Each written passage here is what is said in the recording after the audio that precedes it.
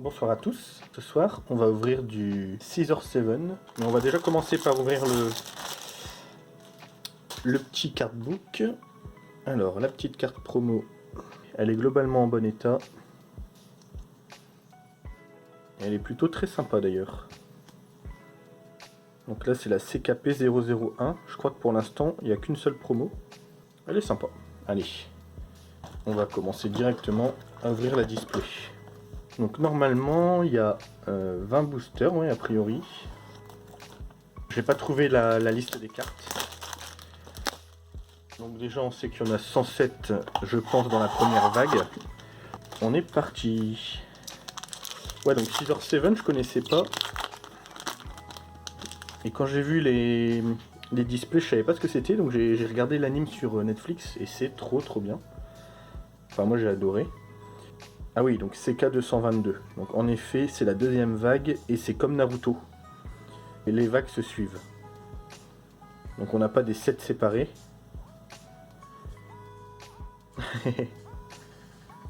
Ouais, je pense que ça va être pris de l'anime. Hein. Et on a directement une UR de Edashun. Que j'aime bien comme perso, donc... Les UR, c'est pas forcément non plus hyper rare. Par contre, elles me paraissent plus petites que les Marvel. Ça me paraît tout petit dans les sleeves, là. Si on prend une dimension 0... En hauteur, c'est presque pareil, mais c'est clairement moins large. Première impression, très belle. L'arrière est cool. On voit là toujours la texture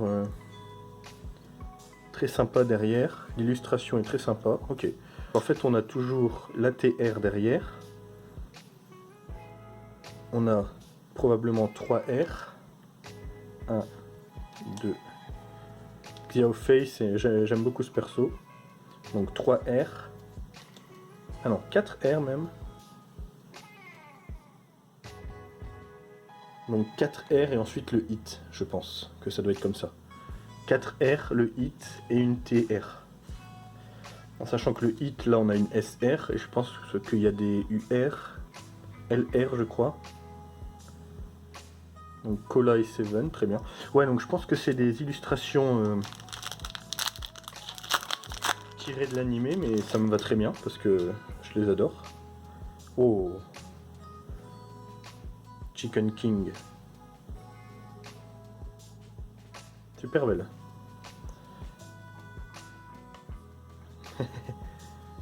Les persos ils me font tellement délirer. Donc 1, 2, 3, 4 R. Ouais, c'est ça. 4 R.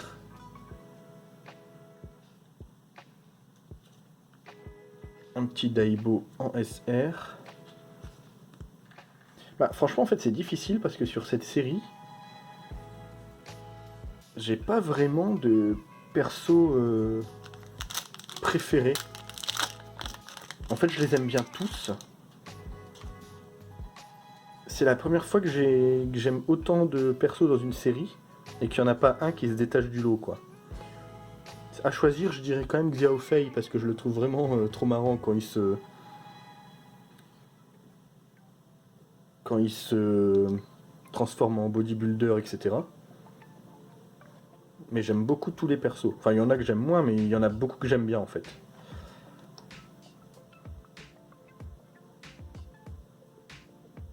SSR. Alors ça change. J'avais jamais vu ce pattern là au lot. À voir, à voir. Je sais pas si je suis très fan. Captain Jack. Parce que même sur les R on l'a, mais un peu moins présent. En soi, il y a vraiment certains angles où on les voit pas du tout, donc c'est pas forcément embêtant.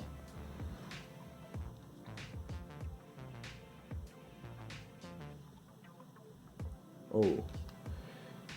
Après, j'avoue que là, c'est quand même sympa sur les SSR.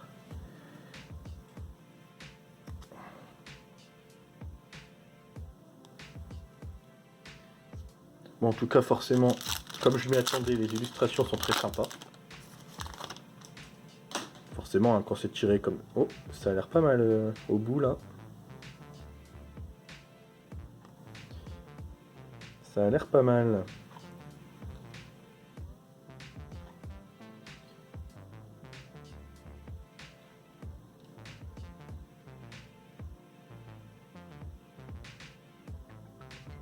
Une UR. Oh, elles sont sympas. Hein. Je suppose qu'il y a plus rare que les UR, probablement. Comme on voit, on a juste CK tiré le numéro. En sachant que le numéro dépasse les 107, donc c'est la vague 2. Donc ça se suit en fait, les deux vagues se cumulent. Donc on a CK 107 et avec la display 2, on a CK 108, etc. Et comme on peut voir, on a par exemple CK 53 qui est dans la vague d'avant. Donc c'est vraiment comme Naruto, c'est-à-dire que dans la display de la vague 2, on peut avoir des cartes qui sont sorties dans la vague 1. Je sais pas s'il y a beaucoup de cartes, je crois que j'ai vu passer 200 et quelques.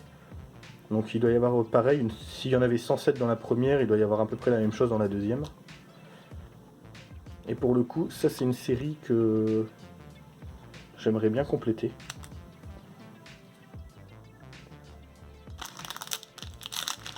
Parce que clairement je suis vraiment fan, hein. J'ai regardé les 3 saisons en 2 jours. Ah, donc il y a aussi des TGR, comme dans Naruto avec les petits reflets dorés.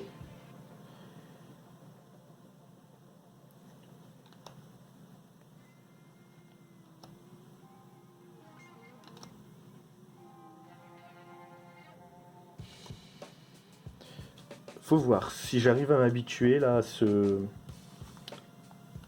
pattern holographique. Plus je le vois, moins ça me dérange, donc je pense que je vais m'habituer.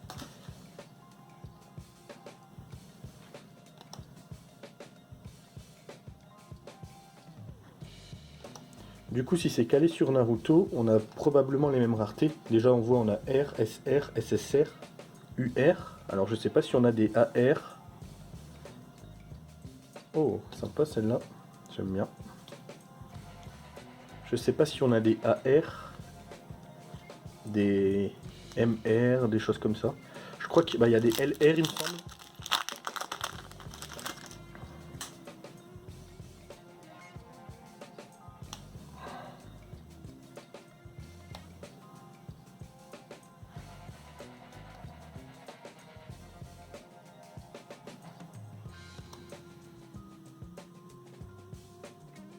Oh, le prince de Stan.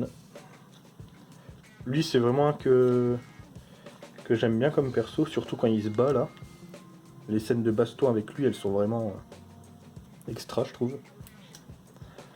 Allez, on est à la moitié. Là, forcément, il y a des cartes qu'on retrouvera du coup dans la display 1. Hein.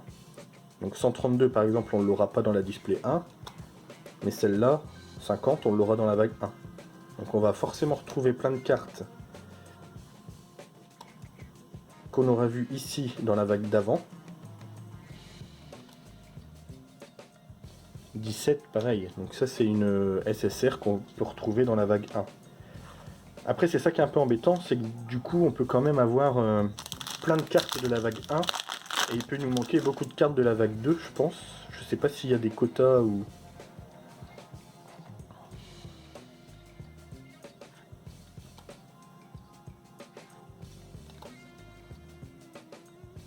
Ah, elle est cool celle-là.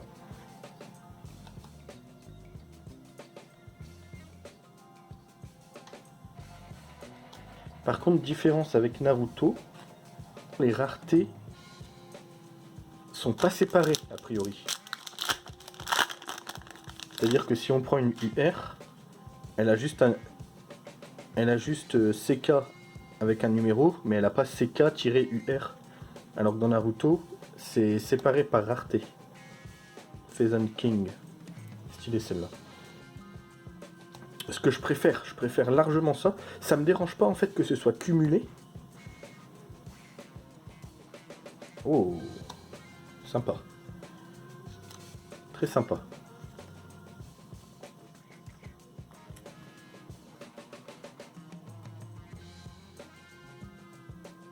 Avec le pattern derrière là. Elles sont vraiment très belles les UR. Ce qui m'embête dans Naruto, c'est la séparation par rareté. C'est pas le fait que les vagues se succèdent et soient dans le même set. C'est que c'est compliqué en fait de mettre dans un binder. Si on laisse pas assez de place, on est obligé de tout décaler. Donc c'est ça qui est embêtant sur Naruto. Donc là, le fait que les vagues se succèdent, mais que ce soit pas trié par rareté, ça me dérange pas du tout. Parce qu'on peut tout à fait faire un binder et juste compléter à la suite, en fait, tout simplement.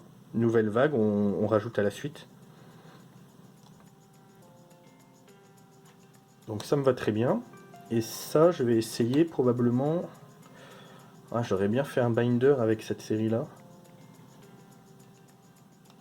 Je vais avoir des classeurs là que je vais recevoir pour Marvel et... J'avais prévu de mettre ça en classeur. Et je me tâte à faire un binder... Je sais pas s'ils ont prévu de faire des vagues encore après. SSR. Mais quand je vois comment l'anime a du succès, il y a un film qui va sortir, il y a la saison 4 qui est en train de sortir. Il n'y a pas trop de raisons qu'ils continuent pas à faire des vagues, je pense. Mais je sais pas. Oh, une petite TGR sympa de Red Tooth, je crois. Ah oui, 234. Donc il y a des cartes. Hein. 234, il y a au moins 100... Il y a peut-être 130 cartes, peut-être. Donc c'est du gros...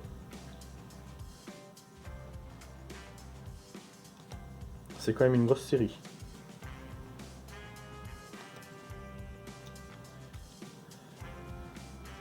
Oh, là on a...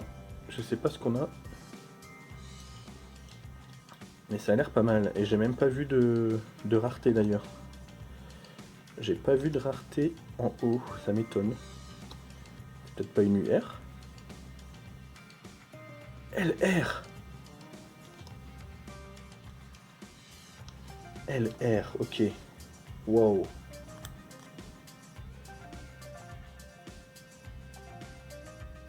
Elle est hyper belle. Alors, par contre, il n'y a pas forcément énormément de différenciation entre les UR et les LR. C'est pas grave parce que j'adore le style, mais vraiment j'adore. Peut-être juste que c'est plus rare. Donc on a une LR, je sais pas si on a forcément une LR par display. Clairement, de toute façon, je vais probablement... Oh non, une SSR, je pense. Je vais probablement en rouvrir, hein, je pense, parce que c'est vraiment très sympa. Après, on a quand même pas mal de doubles, alors. Et une SR pour finir, c'était le dernier booster. Donc considérons que les SSR soient des hits. Alors les SSR, franchement je m'y fais. J'aimais pas du tout la pattern quand on a commencé à ouvrir. Je trouvais que c'était un peu plein la vue, quoi. Un peu trop présent, mais franchement je m'y fais. Les SR, ça c'est pas embêtant, c'est du holo classique. Franchement ça me gêne pas. Sur les R, c'est un peu dommage qu'ils aient mis ça. En fait les R je les aurais mis sans holo, tout simplement. Mais bon, c'est pas grave. Par contre, clairement, ces cartes-là, je les trouve mais magnifiques. Franchement magnifiques. Et juste pour ça, j'ai envie de rouvrir au moins une ou deux boîtes. Voilà, j'espère que ça vous a plu, que vous avez apprécié cette ouverture Scissor 7. Et puis à la prochaine.